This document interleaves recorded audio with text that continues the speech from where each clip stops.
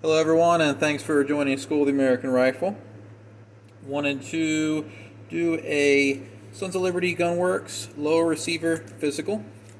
I've already done a summary inspection of this. I did a previous video where the receiver extension or buffer tube was clocked or canted, and I actually broke it free, replaced the end plate, and I've restaked it 1, 2, and 3 places. While I had that off, I did check the threads with these thread gauges, class 2 and class 3, and this particular lower receiver passed the thread portion here where the buffer tube or receiver extension screws in, and it is a class 3 fit, which is the best fit you can get next to something that uses or requires tools. Alright, so let's get into the inspection real quick. First off, wanted to do some quick checks of things. What we're going to do is we're going to test the trigger pull weight. So I'm going to put this hammer drop block in place. This is so when you pull the trigger and drop the hammer doesn't smash into the bolt catch or the lower receiver depending on the hammer setup you have. So it just prevents any excessive wear or damage. So I'm going to make sure that the safety holds. I'm going to mash on the trigger really good. We do get a little bit of movement, which is normal. Then I'm going to fire while holding the trigger to the rear. I'll cock.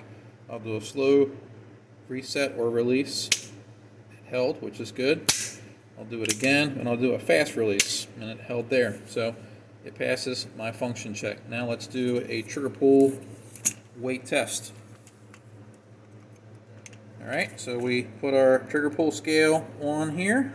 We're going to pull back, pull, pull, pull. And we get 6.5 pounds. Not bad for a military style trigger. It does have a coating on it, which tends to make it a little bit better. It looks like it has factory springs in it. So let's go ahead and start tearing things apart to check out a couple areas. Now, one thing we do have here is we have a forward controls design selector. This is also sold as the quick, so we have to drive out a roll pin here to get this selector out to test it. So what I'm going to do is put the selector onto the safe position. And you may not be able to get a good picture of this, but I'm just going to drive this roll pin out.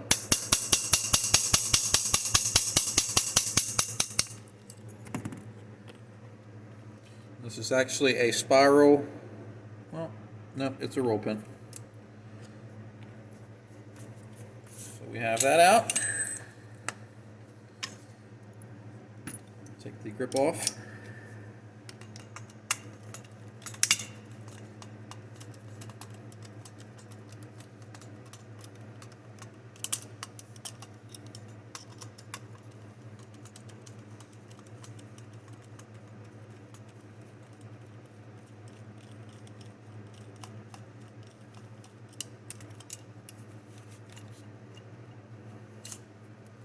Grip is off, grip screw is in there.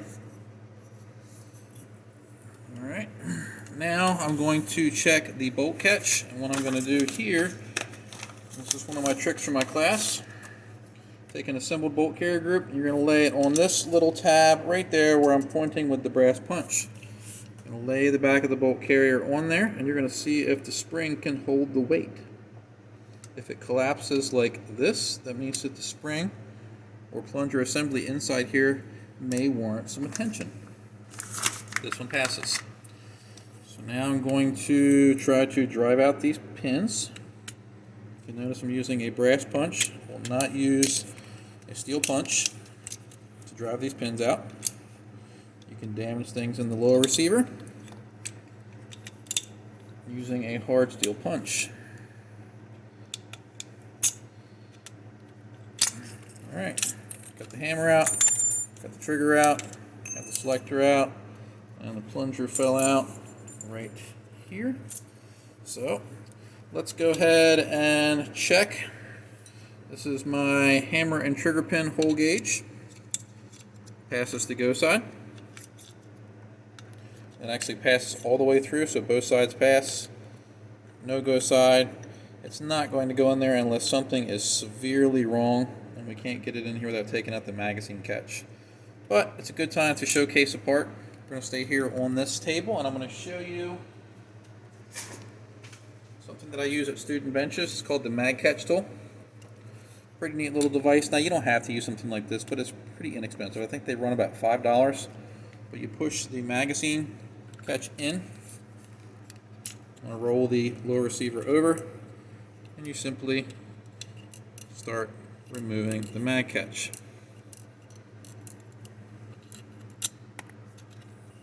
And out it goes. So, neat little tool.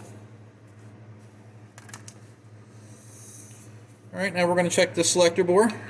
No-go side does not go in. Go side does go in. So our selector board passes. I'll put that off to the side.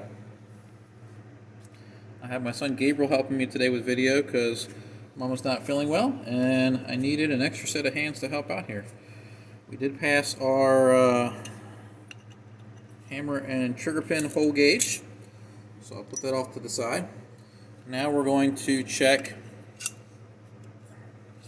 our pivot and takedown holes. We're going to check it with the go side and then check it with the no-go side. No-go side does not go in, so we pass. Alright, next up we are going to check the buffer assembly. This has a Viltor with a Springco green spring. It's a Viltor A5H2. I check the roll pin, make sure it's not protruding excessively. I will check to make sure that the spring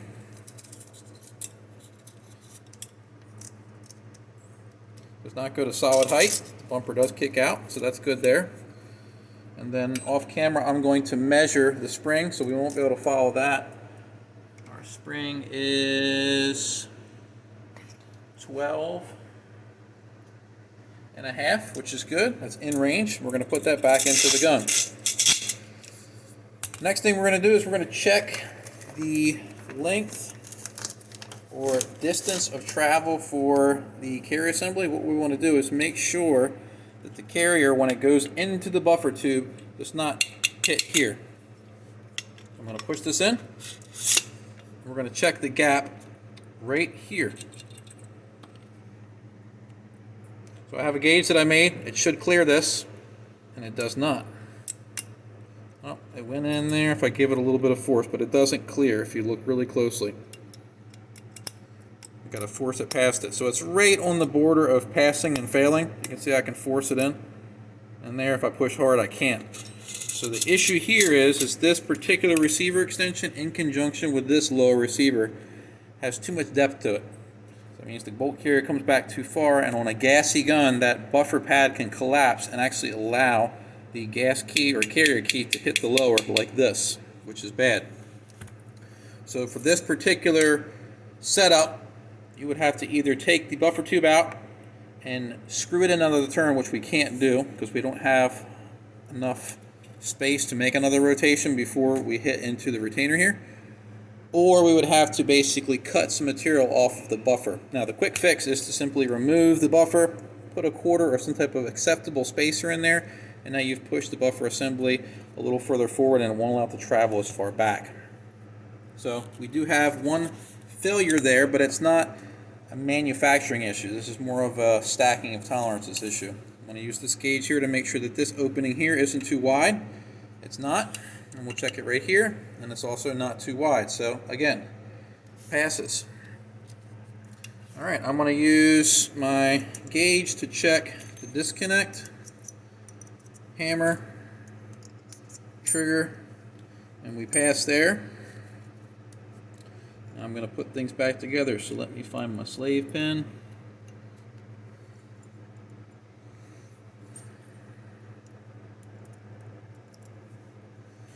Put this into the lower.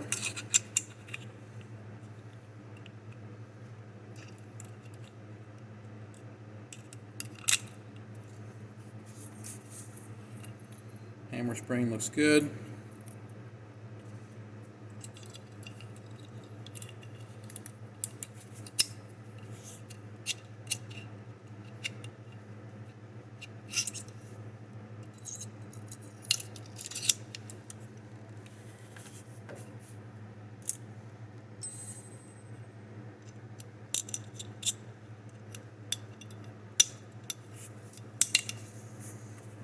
get our selector back in.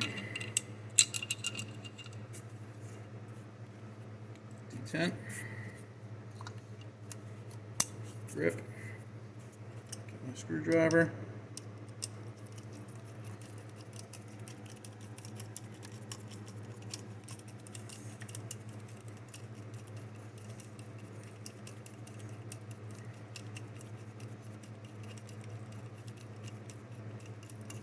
Almost there.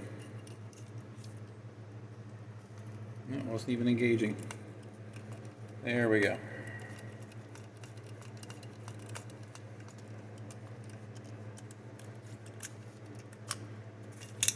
Alright, set that to the side. Now we're going to put our magazine catch back in. I'm going to utilize that tool that I showed earlier.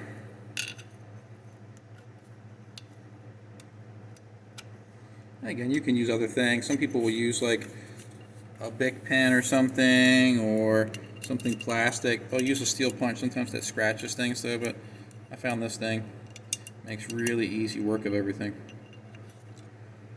That's about perfect. That's where we want it. Let's put our leader back on. We can reuse this particular roll pin. Doesn't have that much stress on it.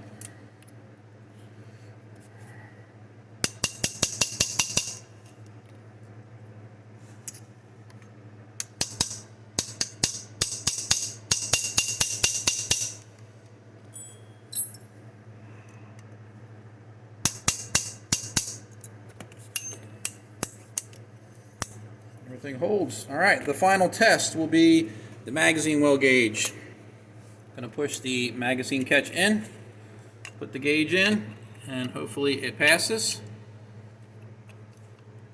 And it does.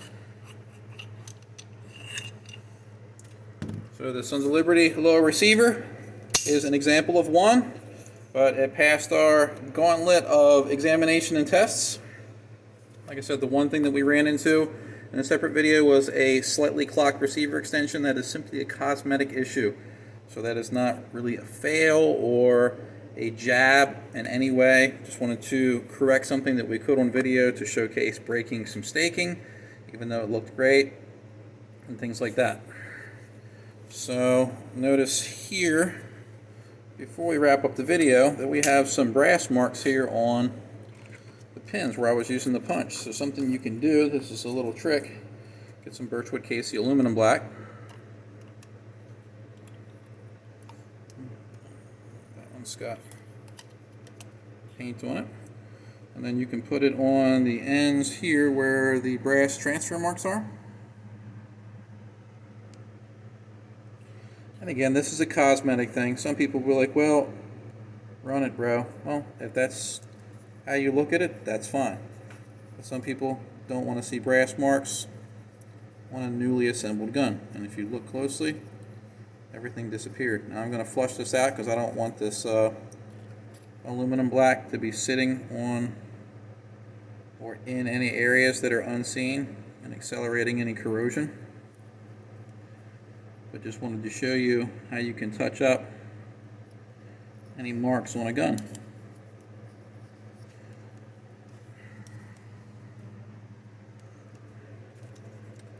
So again, remember, an example of one, but Sons of Liberty lower passes. Hope you found this video educational, and thanks for watching.